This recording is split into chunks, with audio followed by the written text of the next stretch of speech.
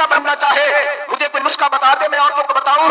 تو میرے حبیب نے فرمایا جو بیوی جتنا گھر کے اندر رہے گی، جتنا گھر کے اندر رہے گی، جتنا گھر کے اندر رہے گی، اتنا ہی وہ اپنے رب کے قریب ہوتی جائے گی، اتنا ہی اللہ کا قرب پاتی جائے گی، اتنا ہی رب کریم کی بلیجہ ہوتی جائے گی، اتنا ہی اللہ تبارک و تعالیٰ اسے اپنی قرب کی منازل عطا فرمائیں گے۔ جتنی وہ گھر کے اندر رہے گی اتنی اللہ کے قریب رہے گی، اور جتنی سچ گھر کے باہر نکلے گی، اتنی صبرے گی، اتنی وہ اللہ سے دور ہوتی جائے گی۔ جتنے قدم اس کے گھر سے دور نکلیں گے اتنے ہی قدم اس کے اللہ کے قرب سے دور ہوتے جائے گے، اتنے ہی قدم۔ مائیں تمہاری دعائیں قبول ہوگی، میری ماؤں تب قبول ہوگی جب تم گھر میں رہو گی۔ بیٹیوں رب کریم کا قرب اس وقت نصیب ہوگا جب تم گھر کے اندر رہو گی۔ تم بھائی کے لیے مانگو گی تو اللہ تمہیں دے گا، بیٹے کے لیے مانگو گی تو اللہ تمہیں دے گا، شوہر کے لیے مانگو گی تو اللہ تمہیں دے گا۔ اگر چاہتی ہو کاروبار بڑھے، اگر چاہتی ہو رزق میں برکت ہو، اگر چاہتی ہو تمہارے گھروں میں امن ہو، سکون ہو، جو تم مانگو عرش کا مالک تمہیں عطا کرے۔ تو پھر میرے رسول نے نسخہ بتلایا ہے، پھر میرے کریم نے بتلایا گھروں میں بیٹھی رہنا، جتنی گھروں کے اندر ہوگی اتنا ہی اللہ زیادہ درجہ عطا فرمائے گا، تمہاری دعائیں قبول کرے گا، تمہاری التجائیں عطا مانے گا۔ میرے بھائیوں میرے عزیزوں، عورت کے ساتھ جو ظلم اس معاشرے میں ہو رہا ہے، بے پردگی کا طوفان ہے، طوفان ہے بے پردگی کا۔ ایک بزرگ تھے درویش سے سادے سے، وہ علی صاحب کے پاس اکثر آیا کرتے تھے، تو تھے بڑے سادے اور تھے بڑے نیک، بڑے ہوئے نہیں تھے، جاگ رہے ہیں آپ حضرات، نیک بڑے تھے۔ ایک دن نہ پردے پہ بحث ہو رہی تھی، بیٹھے تھے کچھ لوگ تو بات کر رہے تھے، کہہ رہے تھے کہ جناب عورت کو نقاب پہننا چاہیے، برقع اوڑھنا چاہیے، کچھ کہہ رہے تھے ٹوپی والا برقع اچھا ہے، کچھ کہہ رہے تھے فلاں زیادہ اچھا ہے، باتیں ہو رہی تھی، کوئی آیت پڑھ رہا تھا، کوئی حدیث پڑھ رہا تھا، علماء بابا جی سادے سے بیچ میں بیٹھے تھے۔ میں نے ان کی طرف توجہ کی، میں نے کہا بزرگوں آپ بھی تو کچھ جواب دینا۔ کہنے لگے مولوی صاحب مجھے حدیثیں نہیں آتی، کہنے لگے مجھے آیتیں اور حدیثیں ہیں، مجھے نہیں آتی آیتیں اور حدیثیں ہیں، پر پردہ بڑا ضروری ہے، یہ میری عقل میں بات آ گئی ہے۔ تو میں نے کہا وہ کس طرح؟ کہنے لگے تو چھوٹے سے بچے کی بھی عقل میں آ جاتی ہے۔ میں نے کہا صاحب ہمیں بھی سمجھاتے ہیں، چلے ہمیں کو بات مل جائے، آپ چلے اگر آپ نے علم نہیں پڑھا تو عمر تو آپ کی زیادہ ہے نا، آپ نے بزرگوں سے باتیں سنی ہیں۔ تو کہنے لگے بیٹا میرا چھوٹا سا پوتا ہے، وہ بازار سے ٹافی خرید کے لاتا ہے، اگر ٹافی کے اوپر سے کاغذ اتار دیتا ہے نا تو ٹافی میں مکھیاں بیٹھنی شروع ہو جاتی ہیں، ٹافی میں مکھیاں بیٹھ جاتی ہیں، جب تک اس کے اوپر وہ لفافہ رہتا ہے، کاغذ رہتا ہے، اس پہ مکھیاں، اللہ کرے آپ کو سمجھ آئے، اللہ کرے آپ کو سمجھ آئے، اللہ کرے اس درویش کی گولی ٹکرا جائے۔ کہنے لگے جب تک تو اس کے اوپر کاغذ رہا تب تک اس پہ مکھیاں، اور جب اس کے اوپر سے کاغذ اتر گیا تو مکھیاں بیٹھ گئی۔ کہنے لگے 4 سال کا میرا پوتا، میں نے محنت کر دی کہ کھا لو، کہنے لگا میں نہیں کھاتا، اس پہ مکھیاں بیٹھ گئی ہیں، میں نہیں کھاتا، گندی ہو گئی ہے، میں نے یہ ٹافی نہیں کھانی۔ کہنے لگے میں بوڑھا آدمی دوبارہ دکان پہ گیا، جدوجہد کر کے نئی ٹافی لایا، بیٹے کو کہا کھا لو، اب اس نے کھائی۔ کہنے لگے مجھے سمجھ میں آ گئی، جو بی بی پردہ کرے گی اس پہ مکھیاں نہیں بیٹھیں گی، جو عورت پردہ کرے گی اس پہ مکھیاں، اور اگر اس پہ مکھیاں بیٹھ گئی تو پھر وہ کسی کے لیے قابل قبول ہے، اور اگر پردے میں چھپی رہی اور بھائی قیمتی چیزوں کو غلاف کرتے ہیں، کسی نے کبھی کیمسٹری غلاف میں نہیں چھپائی، فزکس نہیں چھپائی، کبھی کسی شاعر ادیب نے اپنا لکھا ہوا شاعری کا کلام نہیں چھپایا۔ غلاف جب بھی چڑھتا ہے قرآن پاک میں چڑھتا ہے میرے بھائی، کروڑوں اور اربوں اور خربوں کا مکان بنا کے لوگ اس کو غلاف نہیں چڑھاتے، غلاف جب بھی چڑھتا ہے بیت اللہ کو چڑھتا ہے، جو چیز قیمتی ہوتی ہے وہ غلاف میں ہوتی ہے۔ میری بہنوں میری بیٹیوں، اگر تم اپنے آپ کو قیمتی بنانا چاہتی ہو تو غلاف میں چھپ جاؤ، تمہاری قیمت بڑھ جائے گی، تمہارا وقار بڑھ جائے گا، تمہاری عظمت بڑھ جائے گی۔ میرے حبیب نے فرمایا جتنی گھر کے اندر رہو گی دنیا تو دنیا رہی، اللہ کی نظر میں تمہاری قیمت بڑھ جائے گی، رب کریم کی نگاہ میں تمہارا وقار بڑھ جائے گا، اللہ کی نظر میں تمہاری عظمت بڑھ جائے گی۔ اور جب عورت نکلتی ہے، جب وہ گھر سے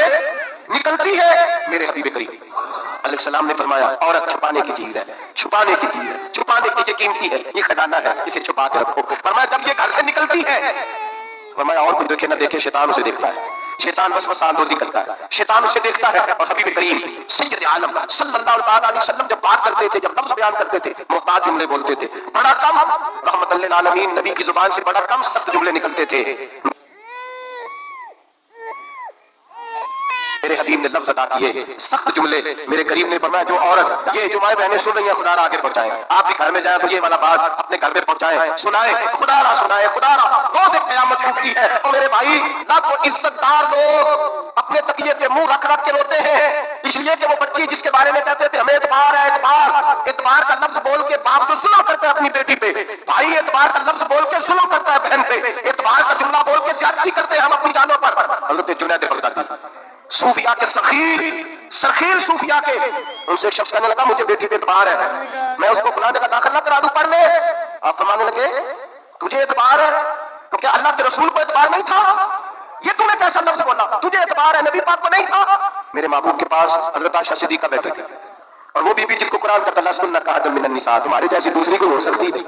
میرے محبوب کے پاس حضرت حفصہ بیٹھی تھی، جناب سودا بیٹھی تھی، اس سے بڑھ کر بھی کسی کو اعتبار ہوگا جن کو قرآن کہتے ہیں جیسی دوسری ہو ہی نہیں سکتی۔ حضرت عبداللہ بن مکتوم نابینا سے آتی آئے، او بھائی نابینا